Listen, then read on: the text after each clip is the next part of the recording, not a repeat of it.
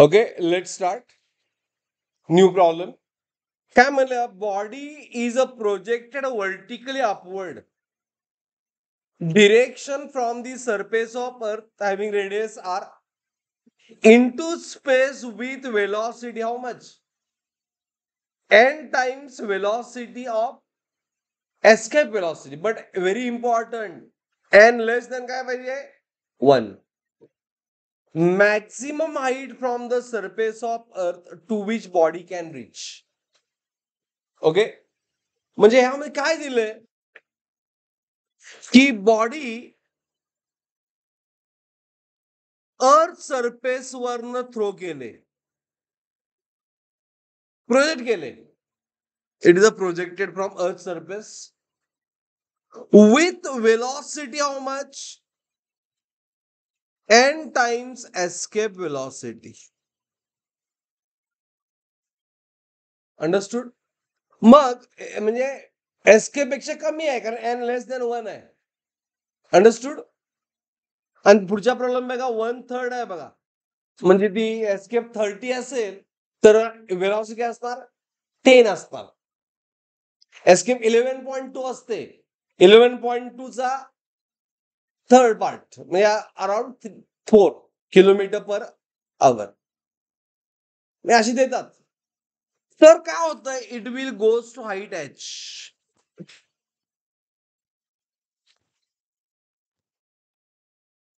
Understood?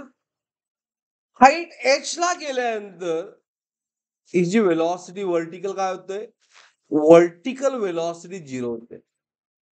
ह्यात critical ऑर्बिटिंगचा काहीच संबंध नाही. कुठून वर्ड ऑर्बिटिंग आहे काय, फक्त प्रोजेक्टेड आहे वर्टिकल. Is it right?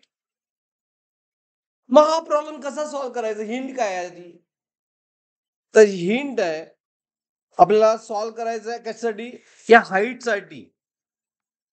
आणि हाईटचा फॉर्म्युला पाहिजे in term of N and R.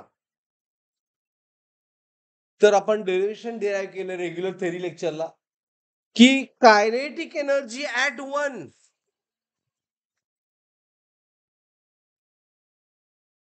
Kinetic energy at 1 is equal to change in potential energy. Understood? Is it clear? आता कायनेटिक एनर्जी किती असणार, half mass of that satellite into V square. आणि change in potential define केलंय आपण. सांगा formula आजच, G M small M H divide by R R plus H. आहे का नाही फॉर्म्युला आजचा झाला? Understood? Kinetic energy of projection is equal to how much? Potential. Okay, आता बघा मी इथला एम गेट कॅन्सल. अंडरस्टूड? आता वेलॉसिटी बर अजून एक व्ही किती आहे, एन टाइम्स व्ही दिले ना, स्क्वेअर डिवाइड बाय 2 राहिलं का इकडं, G M H upon R into R plus H. आता मला एस्केप वेलॉसिटी फॉर्म्युला सांगा. Under root 2 GM upon R. मग सांगा 20, आता एन स्क्वेअर झालं बरोबर, 20 स्क्वेअर किती येईल, हाफ. हाफ कसाला का आलं, हाफ म्हणजे हाफ 2, मग एन स्क्वेअर. 20 स्क्वेअर किती येईल, फक्त स्क्वेअर रूट जाणार ना, मग राहिलं काय 2 GM. एवढं सिंपल थिंक यायला पाहिजे तुम्हाला. Is it right or wrong? ही आपण व्हॅल्यू कशी पुट केली, व्ही स्क्वेअर ची व्हॅल्यू पुट केली. Is it clear? ब्रॅकेट महत्वाचा, GM into H divide by R plus H. काय कॅन्सल होईल सांगा आता. आता कॅन्सल होणार काय, GM get cancel, that too get cancel. राहिलं काय ह्या साईडला राहिलं.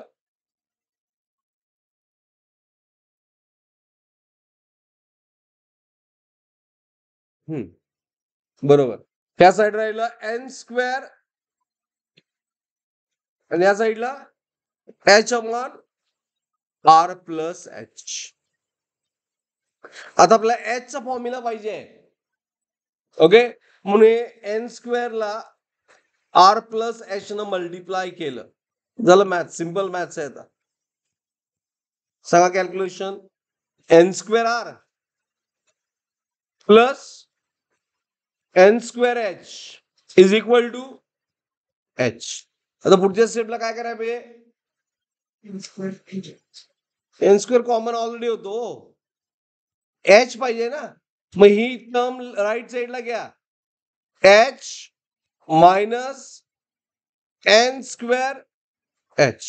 आता काय करणार, नेक्स्ट स्टेप काय करणार, एच पाहिजे ना, एच कॉमन घ्या, it is 1 minus N square, right. and therefore h आलं n square r, nothing but which option, divide by 1 minus n square. Understood. हे झालं पहिल्या प्रॉब्लेमला.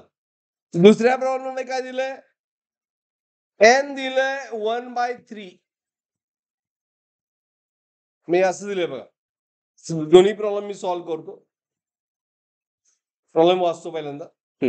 तसं ह्या प्रॉब्लेम काय दिलंय की it is a projected with 1/3 of escape. Very important, relation with escape velocity दिलंय ना. आणि हाईट परत विचारलंय in term of capital R. मग याला सॉल्व्ह कसं करणार, त्याच वेळेनं दिलंय काय यामध्ये, हा झाला फॉर्म्युला, ह्या लक्षात ठेवायचाच. ओके, आता दिलंय v इज 1/3 ऑफ v. हे जर आपण कम्पेअर केलं, v is equal to what, N V बरोबर, तर एन किती येणार 1/3. बघा एन 1/3. एन स्क्वेअर किती येणार 1/9.